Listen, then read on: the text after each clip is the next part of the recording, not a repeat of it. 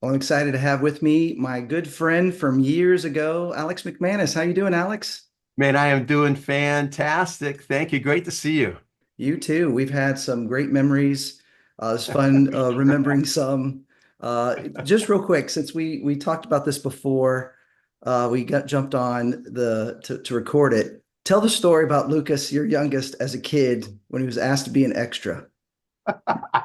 Yeah, he was asked to be he and Erica were asked to be extras on this new movie. Man, I can't remember the name of the movie. Oh, I remember Win a Date with Tad Hamilton or something Okay. like that. It's a really over and he was asked to be an extra, he and Erica. And so he's 9, right? And so he turns to the guy and says, "Well, who's the director?" It's like, please, he's always really been surprising. Once when he was like 13 or as punishment, I took away his computer. Mm. Right. And because I felt like we needed to talk through some things. And I said, and I was trying to create a moment, where he and I could connect together as father and son. And I said, Lucas, I'm reaching out to you.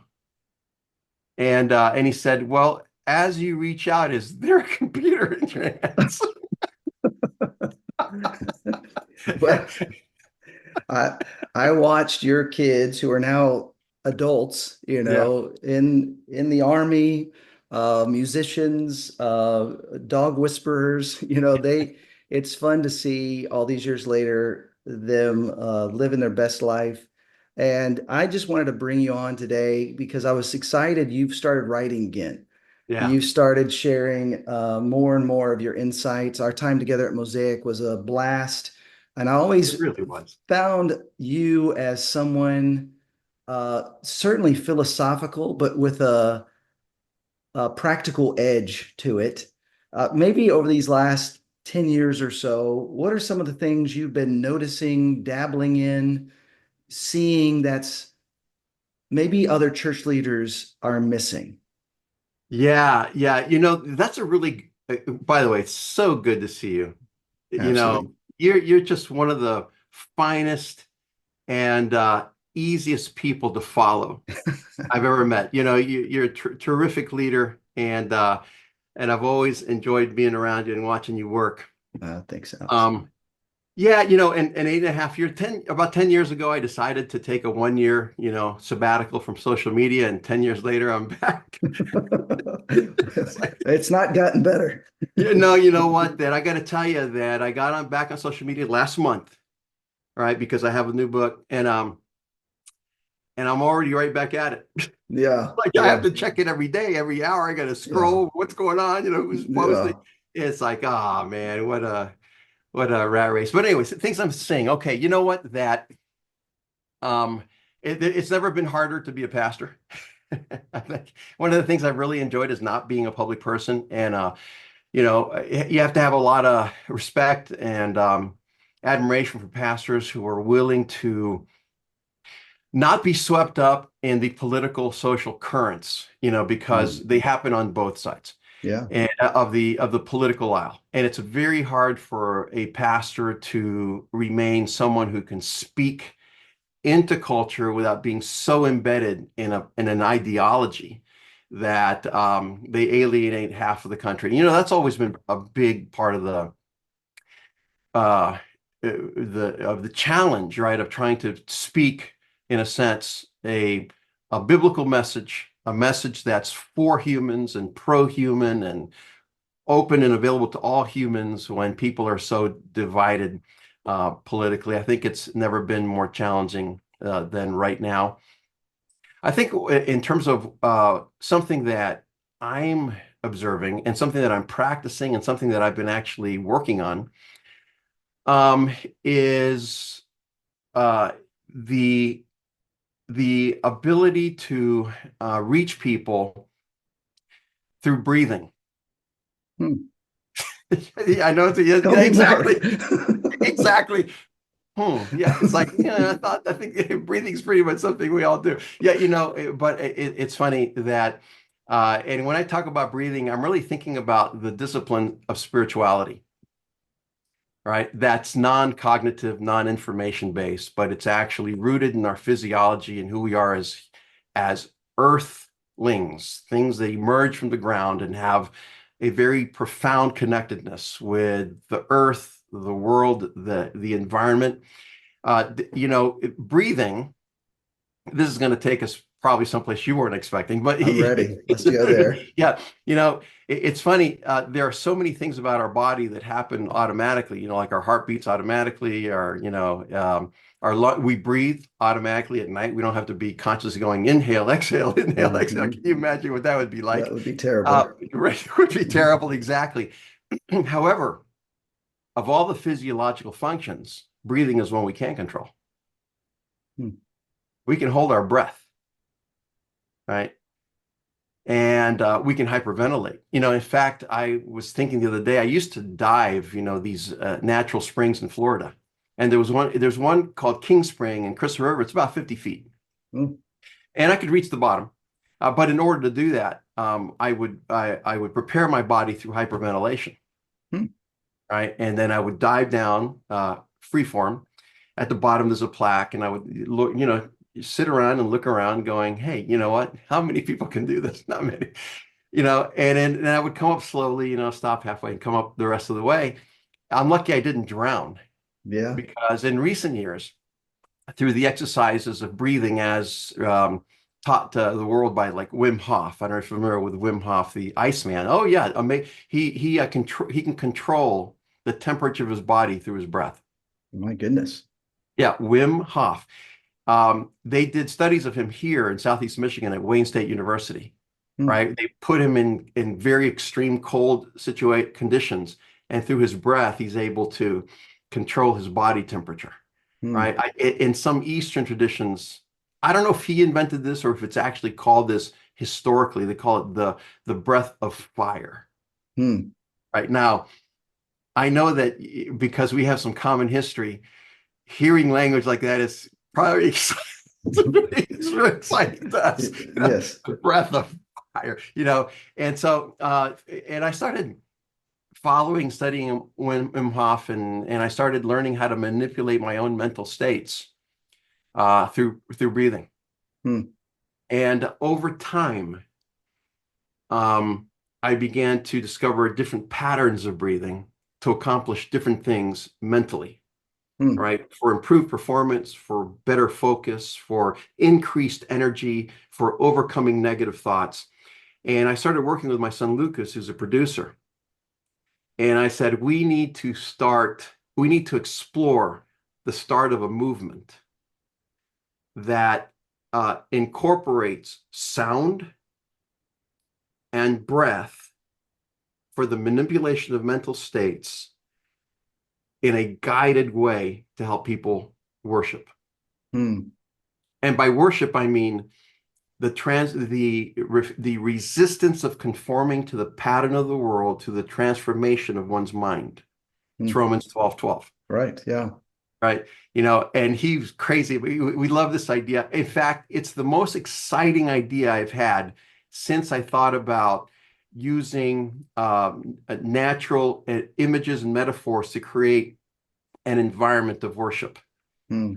You were there, so I'm not telling you something you don't know. But there was a time when Erwin was trying to prepare a message on Genesis. Right. He was stuck. We were on that retreat together, Hmm. and he asked me, "What would you do?"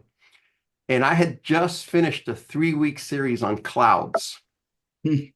Right. Yeah. Yeah, most people out there that maybe teach the Bible or are pastors are going, "How do you teach a 3-week series on clouds?" Well, you can do it. Yeah. And so I said, really, what I would do is I would take the metaphors, the images in Genesis, light, water, and I would then take those images and teach through the whole Bible on that Right. image, Right. right? The genesis of everything. And he took that idea, came back to the creative arts team, and they took it to to a whole new. It And was I think beautiful. that Yeah. Genesis series was really the where Mosaic was born, Yeah. Yeah. right? And not that there weren't other threads involved, but that was a key component. I haven't had an idea that exciting until this one. You may be underplaying your hand there. You've had some interesting ideas. I've had a ton of tremendous ideas. In fact, if any of your audience want to like Google liferemodel.com, it's an idea I brought to Detroit. Nice. I've created the initial funding, and it's going to bring in $30 million to the city next year. You know, Wow. but here's the thing about me, and I think you probably kind of already know this, but I come up with great ideas. I really do, like over and over. I can't stop them. In fact, one time somebody asked me, "Why do you keep giving away ideas?" Because I think I had given them an idea or whatever. And I said, "Well, because I feel like if I ever stop giving it away, they might stop coming." So it's like I got to keep throwing them out. I come up with great ideas, and then I have to find a person with the capacity to do them, To pull them off. to So pull them off. you're churning out the ideas. I think I remember I could be mixing up who was in the story. I just remember one time talking about ideation. And you were probably there. But I specifically remember Irwin either referring to you as having ideas or like baby rabbits, and my ideas were like baby elephants. I had one every few years and they were big and I would hold on to it tight. Well, and one of your ideas, I've been reading some of what you've been putting out there, Yeah. quantum spirituality, this new book that's available called FutureU. Talk about some of what you've been writing and where people can find you. Yeah. Okay, great. Yeah. So FutureU, forging a path to your most heroic self, is really a supplementary work to my coaching. I do coaching online and in person, but and it's actually the coaching is actually it used to be called what is it? Uh, Shaping the contours of your future leadership. And I thought, yeah, that sounds like me. We're gonna get rid of that right. Get rid of that right now. We're gonna change it to future you, I right? like it. And forging a path to your most heroic leadership's a little easier to kind of grasp. And so I wrote the book to complement my coaching because I'm about to relaunch my business. Yeah. So, and then I have an online course, Future You, Forging a Path to Your Most Heroic Self.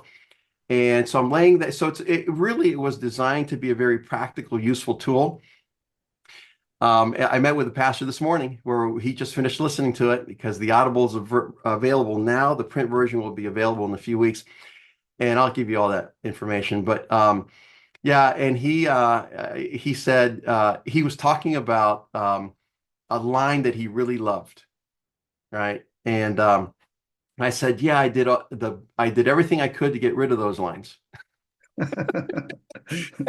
because, because I tried to make it just practical, you know. Right, And right. then I realized, as you said in the introduction, I'm very philosophical. I'm like a meta thinker, but then I have kind of like also a micro, Yeah, practical point of yeah. view. I miss the entire middle. That's why you team well with others. That's exactly the whole middle. It's like I'm pretty much blind to it. It's like there's something there, But so Future You, really, it's to help people who are interested in developing themselves. It Love has it. two components. The first is a deep dive into the mystery of being you. Hmm. The letter U, Future You.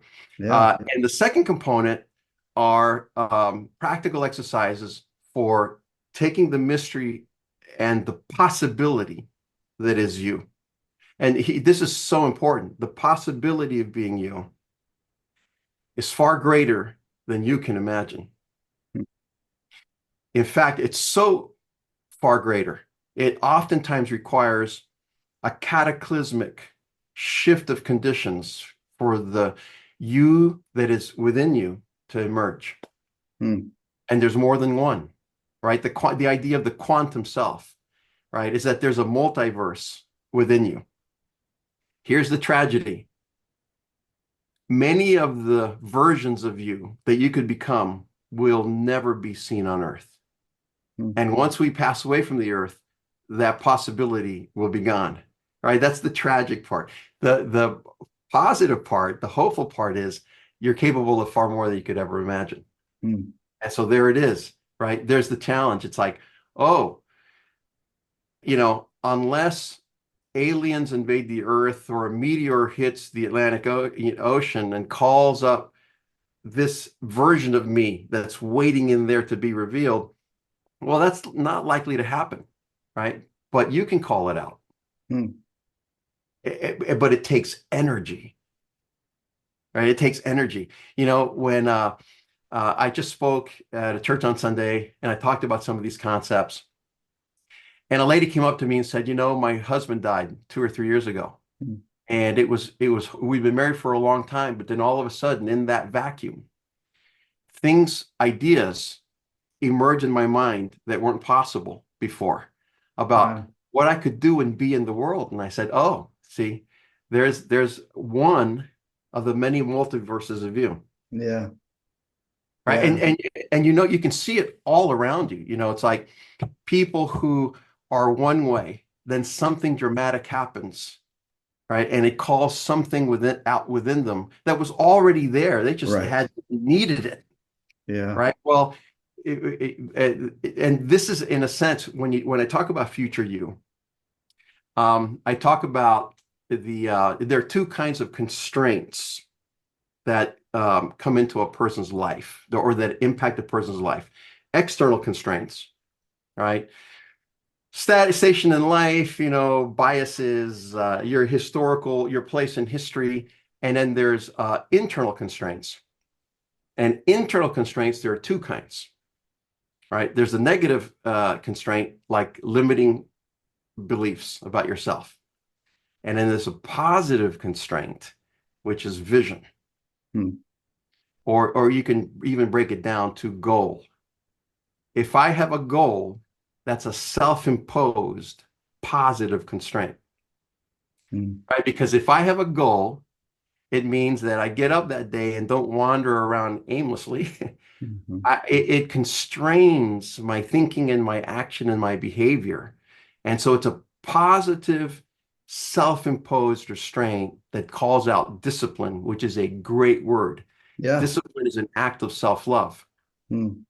right? Discipline is a way of saying that I can forge the person of my dreams out of the person I am today.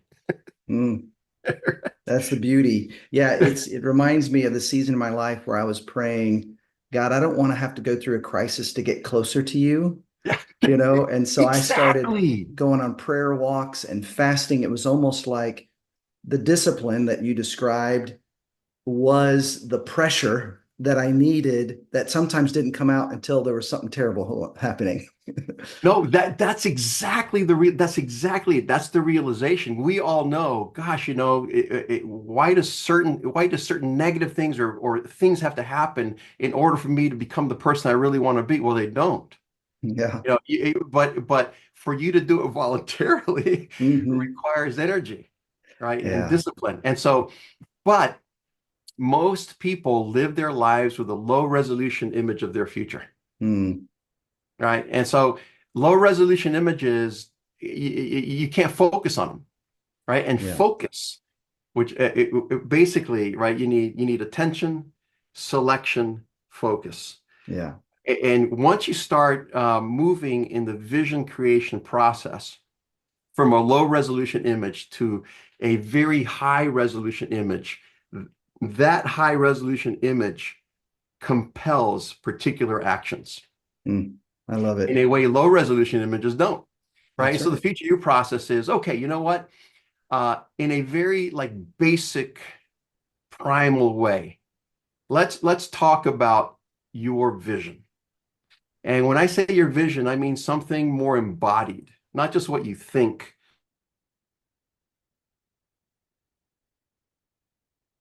Permission to accept what they want. Yeah. It's okay to want something. Yeah. No, that's We're great. usually talking about, restrain yourself, control yourself, don't keep your hands off other Yeah. people, it's like one of the rules in my house when my kids were little is keep your hands to yourself, because Right. Yeah. exactly, so it's like don't, but it's like but you can, it's okay. Reach out and touch what you want. Go for what you want. Mm. Pursue what you want. So really, once you get past all the you shouldn'ts, that we grow up with from our parents or from culture, from society, once you shed the you shouldn't or you shoulds and get past that and really honestly ask yourself, what do you want? Some people can't struggle to get there. It's Sure. hard to be honest, right? Yeah. So once we start talking about, your gratitudes, your aspirations, your curiosities, those are the three things we really focus on in Future You. What are you really curious about? What do you really want to know? A lot of times what happens is leaders become myopic. They Mhm. become ghetto thinkers. They're so focused on a particular thing. Mm. If you're in technology, it's about battery life. Mhm. If you're if you're a pastor, it's reading theology and the Bible, and if so a lot of people tend to like dive into their industry, and as I think, especially as leaders, you have to like exit the silo Mm. and ask yourself, what really am I curious about? It's hard to be a generalist when you're a specific kind of person, and it's hard to be a specific person when you're a generalist. Yeah. So but as a leader right now, and as a human being, really, right? What are you really curious about? My curiosities are weird. I like Bigfoot. I like UFOs. I like the paranormal. You know, I read Acts chapter 10 and I see the paranormal, whereas most pastors wouldn't. Right. Right. It's like I think hey, you know what? Time and space are transcended there. Mm. Peter and Cornelius are connected in some way Yeah. that doesn't correspond to our understanding of time and space, as if time and space were moldable and permeable, and they could actually connect with each other at a distance of a 12-hour walk, according to Google. I think it was 12 Yeah. hours, Yeah. by foot. Yeah. And of course, in the story, we're given angels and voices and visions, and they see. Yeah. Yeah. There's more going on than meets the eye, That's to right. reality that meets the eye. So, what are you really curious about? What do you really want to Mm. do? It's Mhm. okay to want to do something besides have a quiet time and preaching. Mhm. You probably should, Mhm. or Well, I love it. I think you will stretch us, you will challenge us, inspire us, and there are people who think a lot like you that will never make their way towards Jesus without going into, the quantum spirituality realm. Let me just make sure everyone knows how to get FutureU, payhip.com/the IMN, the International Mentoring Network, IMN. Thank you, Alex. Love what you're writing. I've been enjoying what I've been reading. Keep up the great work. oh, you're welcome. And LinkedIn, you can always find stuff there. And I also have a Substack, and Excellent. where I write supplementary material to the book. And so, and I'm all, just check it out. Will do. Thank you so much, Alex. Have a great day. You too.